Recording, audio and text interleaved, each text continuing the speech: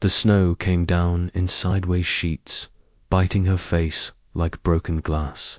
Alina pulled her scarf tighter, though her hands were already numb. Her flashlight flickered, then steadied. The beam was weak, but enough to show the white swallowing. The forest path. She limped, wincing with each step, her right leg aching from the fall hours earlier. Almost there, she muttered, even though she had no idea where there was. Her map was back in the truck. The truck was upside down in a ditch. All she had now was the cold, a flashlight, and a camera bag slung over her shoulder. The snow swallowed sound, but the wind screamed loud enough to fill her ears with dread. Alina stopped for breath, chest heaving. Trees towered around her like dark sentinels, their limbs groaning and bending under the weight of the storm. Every gust rattled them to life, making the woods feel haunted and alive. She turned in a slow circle, heart sinking. There was no path, no landmarks, only endless white and the suffocating press of pine and shadow. Fear crawled up her spine, not just from the cold, but the realization she might not find help before nightfall. It came again closer. A low, gravelly growl. Alina froze. Not the wind, not the trees. This was something alive. She angled her flashlight toward the sound, fingers trembling. The beam cut through the darkness just far enough to catch movement shapes shifting in the storm, dark against the snow. Her breath fogged the air in quick bursts. She took a step back, instinct urging retreat, but curiosity anchored her boots. In place, the beam steadied, then widened, and what she saw made her stomach lurch. A German shepherd stood in the center of a snowy clearing, his body low, his hind leg bloodied and barely holding him upright. Surrounding him were 3 wolves, ears pinned, teeth bared. Closing in, the shepherd's eyes were fierce, locked on his attackers. He growled, but didn't back down. His chest rose and fell rapidly, exhaustion evident in the way his front paw trembled with each breath. Alina couldn't move. She should have run, she knew that, but she didn't. Her brain shouted every warning. They're wolves. You're bleeding, they'll smell it. Run, but her feet didn't budge. She watched as the shepherd bared his teeth, defiant even in weakness. It wasn't bravery in her chest that anchored hurt, was something else. A pull. A need to protect what no one else would. She gripped the nearest rock under the snow and lifted it slowly. The rock flew from her hand and crashed into the snow near the wolves. The noise startled them long enough for the shepherd to lunge sideways. Growling weakly, one wolf turned, then another. The third hesitated before slinking into the trees. Silence followed. The shepherd collapsed onto his side, breathing ragged and heavy, his body a silhouette of wounds and willpower. Alina stepped closer, breathless. Their eyes met dark brown, wary but alive. And in that moment, in the freezing dark, she didn't see a wounded animal. She saw herself. The rock left her hand before she could second-guess herself. It crashed into the snow just inches from the nearest wolf, scattering the pack like startled shadows. Their heads snapped toward the sound, ears twitching, instincts recalibrating. The shepherd didn't run. He didn't have the strength. His legs gave out, and he crumpled to the ground with a muffled thud. His body curled slightly, as if bracing for the worst. Yet he never took his eyes off the last wolf slinking into the tree line. Alina stood frozen in place, breath misting in short, frantic bursts. She had no plan, just a gut reaction, just ... something that told her she couldn't let him die. Now there was only silence, no howling, no movement, just the hush of falling snow and the shallow, wheezing breaths of the shepherd lying before her. Alina took a step forward and stopped. Her instincts screamed caution. He was still an animal, wounded, afraid, desperate. But the way he'd stood against them, the way he had tried to fight, even when he had nothing left, shook something loose inside her. This wasn't just about survival, it was about dignity, and he had almost none left. Her boots crunched softly in the snow, step by step, slow enough to show she wasn't a threat. The shepherd didn't move. He didn't growl, he didn't run. He just lay there, chest rising and falling like a slow, unsteady tide. "I'm not gonna hurt you," she whispered, her voice breaking into the cold like it might actually mean something. She didn't expect a response. But his ears twitched. Her fear remained. But something else swelled alongside it. Responsibility. She knelt beside him, her injured legs screaming in protest. Up close, the shepherd was barely more than skin and bone, ribs visible beneath his damp fur. A long gash along his flank oozed blood, staining the snow beneath him. His eyes, dull but open, tracked her every move. No malice, just exhaustion and pain. Elena's throat tightened. She'd come into these woods to escape her own damage, but what stared back at her now was a mirror in fur and flesh. Without a second thought, she slipped off her coat and laid it gently over his shivering frame. Her fingers fumbled with the zipper, securing it around his shoulders like armor. He didn't resist. He didn't flinch. Instead, for the first time, he looked directly at her. Really looked. Not through her, not past her, at her, and in those eyes. Cautious, ancient was a question she didn't know how to answer, but she whispered anyway, "I've got you. I swear." As she brushed snow from his face, her fingers grazed a thick scar slicing across his right ear. It was jagged, deep, old. Not from tonight, not from wolves. Someone had hurt him long before this storm. A bitter anger twisted in her. Gut, whoever had left him out here had left more than wounds. They'd left silence. The kind that lives in the eyes and never fully fades. "You've been through hell, haven't you?" she murmured, gently tracing the edge of the scar with a thumb. He blinked slowly, like he'd heard her, like he understood. Alina stood with effort, eyes scanning the endless forest. Somewhere out there was a ranger station she'd marked on her map earlier that day. Maybe 5 miles, maybe more. No cell service, no trail left behind, and the light is fading fast. She looked down at him. There was no way he could walk, and yet she couldn't leave him. She wouldn't. "Okay," she exhaled, slinging her camera bag across her shoulder and bending down. "We're gonna do this together."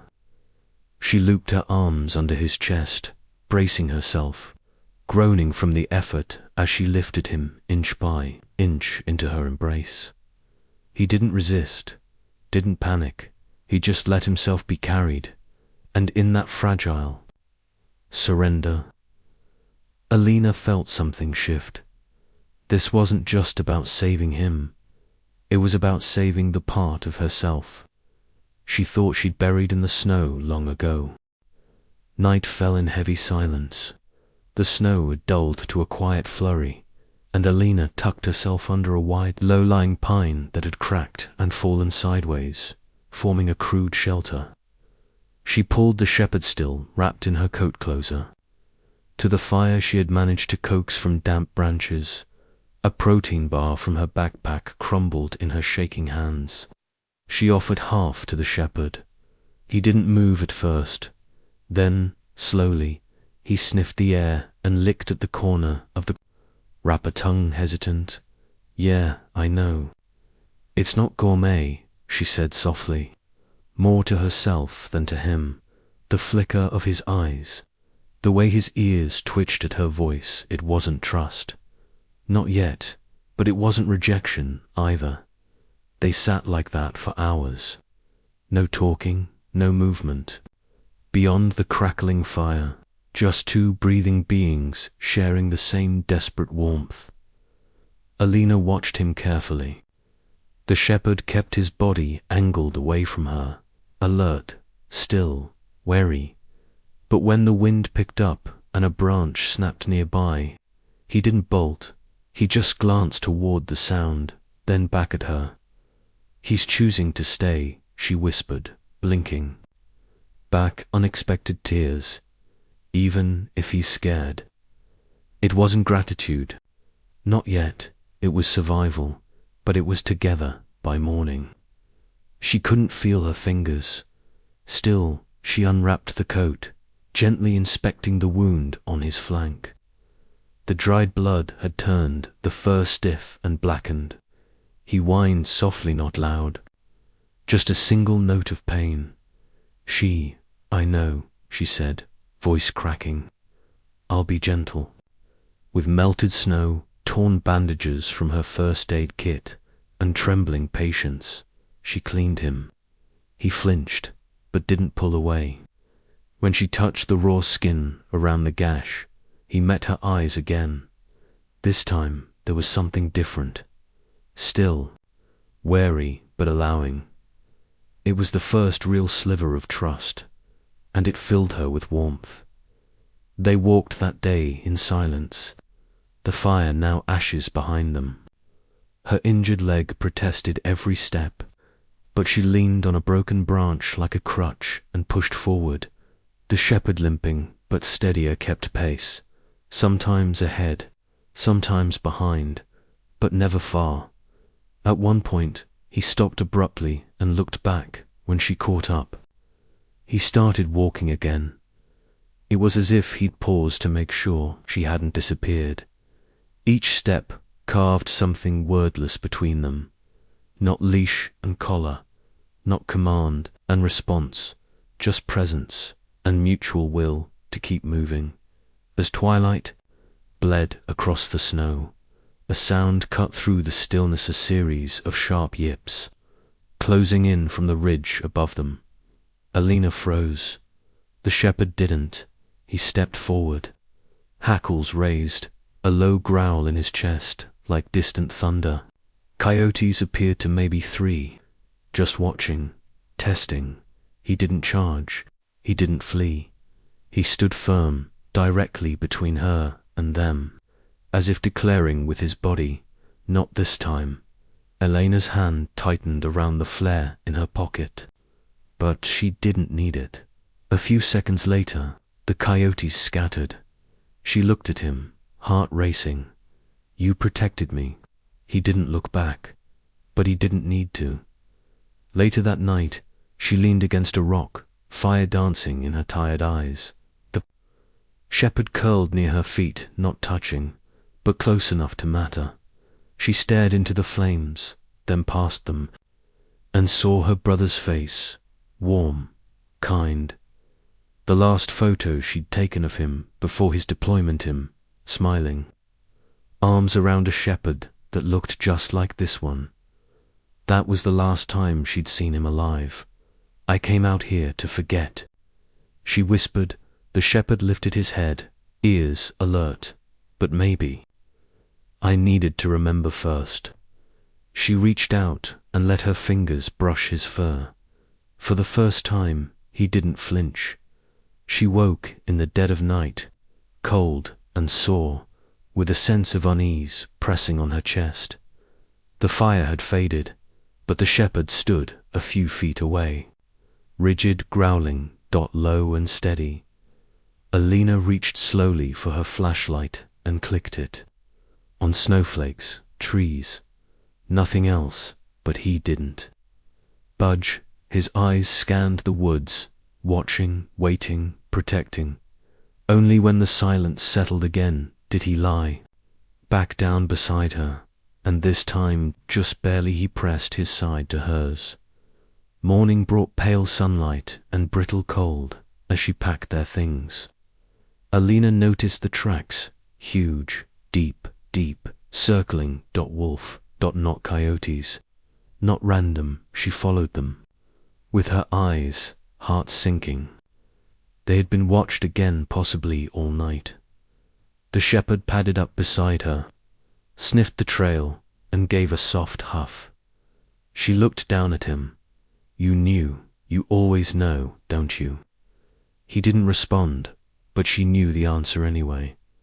They were still being hunted, and time was running out. They broke camp. He stayed close, always behind her, beside her, or just ahead, like a silent echo, like a shadow. She paused on the ridge overlooking the valley below. The wind tugged at her hood. You need a name, don't you? The shepherd turned toward her shadow. She said gently, Yeah, that fits. His ears perked slightly at the sound, and from then on, that was who he was. By evening, Elena's leg had begun to swell. Every step was a battle. Shadow kept glancing back at her, worried. She forced a smile. I'm okay, just slow. But she wasn't okay. They were out of food. Her last energy bar had gone to him, and behind them, always behind them, were the signs, the bent twigs, the half-melted paw prints, the sensation of being followed. But she wasn't afraid the way she had been before, because she wasn't alone, and neither was he. Together they moved forwards, slow, tired, hurting, but together. The structure appeared like a mirage through the wall of snow timber beams and a rusted tin roof, half buried under drifts. Alina stumbled forward, heart racing with fragile hope. Shadow padded beside her, ears up, tail low. She reached the door and pushed. It creaked open inside. Darkness, no warmth, no sound. She dropped her bag and fumbled for the emergency radio on the shelf. Cracked plastic, broken wires. The antenna hung limp like a dead vine. Useless. Elena's stomach sank. She turned in a slow circle, taking in the cracked window panes and the unlit fireplace. Cold had claimed this place weeks ago, maybe months. Her voice cracked. No, no, no, no. Shadow brushed against her leg. It was the only steady thing she had left. Dusk settled quickly. A pink haze bled through the clouds before vanishing into grey. Then came the first howl, low, long bone, dash deep. Alina froze, eyes darting to the door. A second howl answered. Then a third. Different voices, surrounding them. This wasn't like before. It wasn't chaos or chance. This was a hunt. She shut the door and dragged a bench in front of it with all the strength her body had left.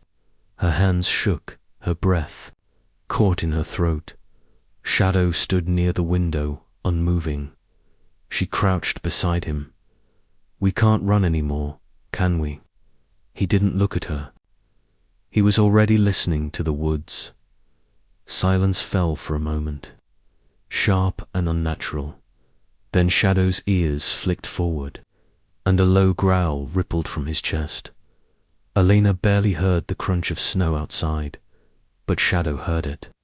He moved to the door like a soldier, body tight with purpose. She grabbed the emergency flare from the wall. Her hands trembled as she pulled off the cap. Shadow let out a single, short bark, sharp and urgent. Then he bolted.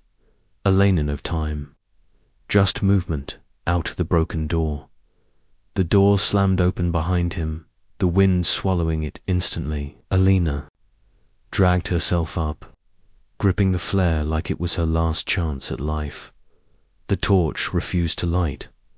One try, two, come on, she whispered, teeth chattering.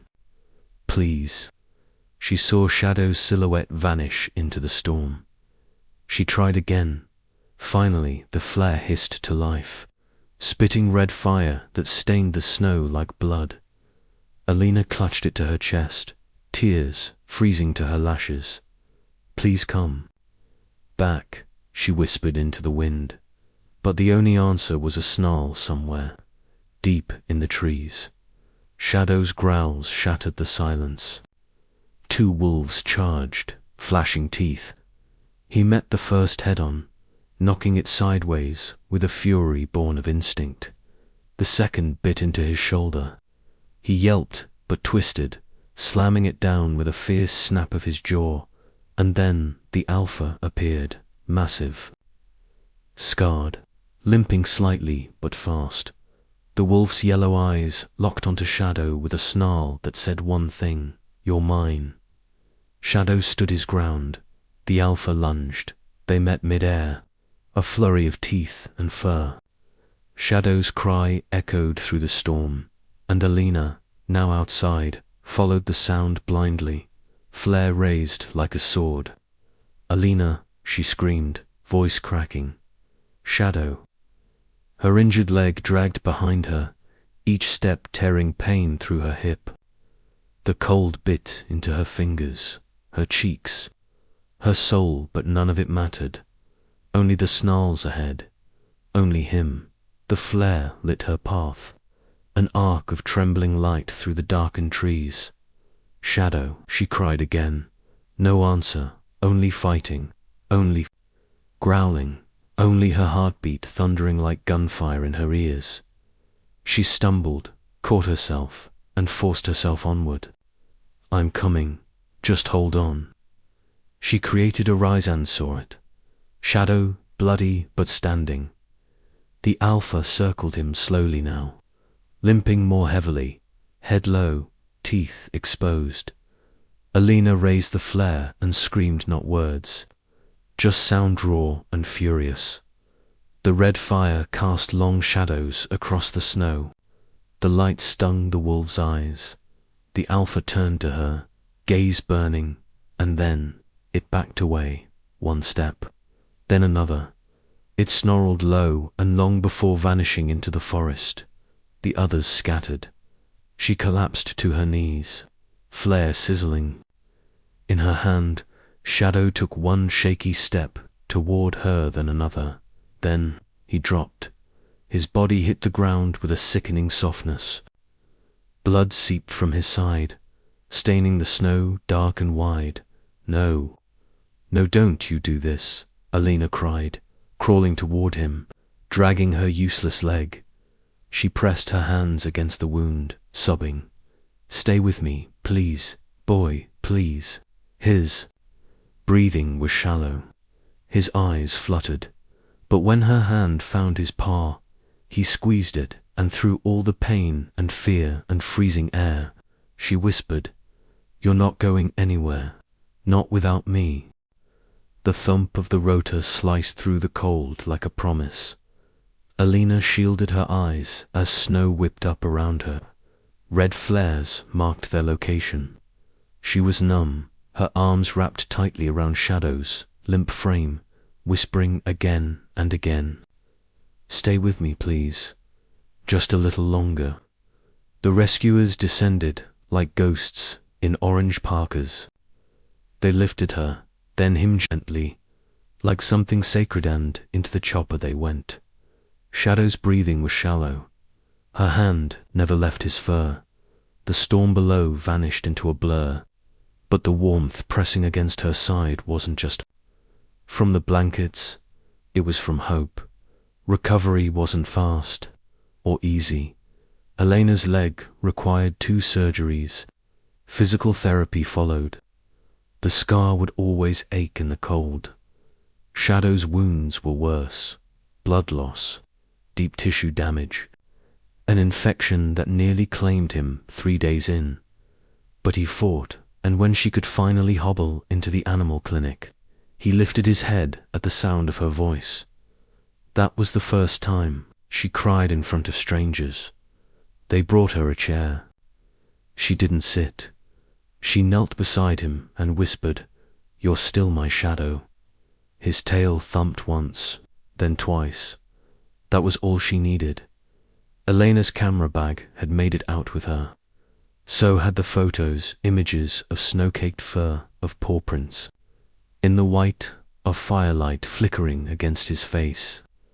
Intimate, raw, beautiful. The blog post she drafted went viral in 2 hours. TV crews called. Magazine editors emailed. She turned off her phone. It wasn't that she didn't appreciate their interest, but no one else had heard his growls in the dark. No one else had felt his heart slow beneath their hands. This story wasn't for clicks, it was for her and him, and the silence between them that said more than any headline ever could. The snow melted slowly. Spring crept in on soft paws. Elena made the call to her mother one morning, while Shadow dozed at her feet. There were tears, an apology, a pause, then warmth. Weeks later, her parents drove upstate to see her. Her father brought her brother's old army jacket. Her mother brought meatloaf. Shadow growled once at the door, then sniffed them and sat quietly by Elena's side. "I didn't know if I'd ever see you again," her mother said, brushing hair from Elena's face. "I didn't think I wanted to be seen," Elena replied. But Shadow had seen her, every broken part, and stayed. The therapist suggested it. A service dog certification. Not just emotional support, the woman explained, smiling. With his instincts, his history, he's something more. Training came naturally. Shadow already moved when Elena hesitated, paused when she needed rest, growled when strangers got too close in parking lots. She bought him a harness, black with orange trim. She attached a GoPro to the top for her new wildlife series. They traveled, again this time together, mountains, rivers, desert cliffs. Her lens captured beauty, but always, just outside the frame, was him, a constant, a protector, her shadow. They sat under the same wide sky where it all began. Stars blinked into life overhead. The fire crackled low. Elena leaned back against a log, boots scuffed, hoodie zipped. Shadow lay beside her, head resting on his paws. She reached out and stroked behind his ear, the one with the scar. "Do you know what you did?" she asked. Softly, "You didn't just save me from them. You saved me from myself." Shadow shifted, barely, and laid his head gently on her lap. Elena closed her eyes, her hand resting on his neck. In the silence, she smiled. For once, she wasn't running from anything. People often spoke of healing like it was a staircase, step by step, upward, solitary. But Elena knew better now. Healing didn't always come in therapy rooms or quiet meditations. Sometimes it limped into your life covered in snow and scars, asking for nothing and offering everything. Shadow never asked her to be strong. He simply stayed when the world didn't, and that was enough to help her stand again. The bond they'd built didn't come from petting or praise. It was made in hunger and firelight, in the weight of silence, in the way his body blocked hers when danger reared. She hadn't earned his trust by being kind. She'd earned it by surviving with him step by painful step, and he had earned hers the same way. Shadow never spoke, but he never needed to. Elena knew what his eyes meant, what his quiet presence meant, what it meant when he laid his head on her knee during the hardest nights and never moved until she was ready. Their love didn't shout, it simply remained. The last frame she uploaded showed Shadow standing on a hilltop, the wind in his fur, the valley stretching wide and wild behind him. He looked strong, free home, no caption, no explanation, just a photo that said, "We made it."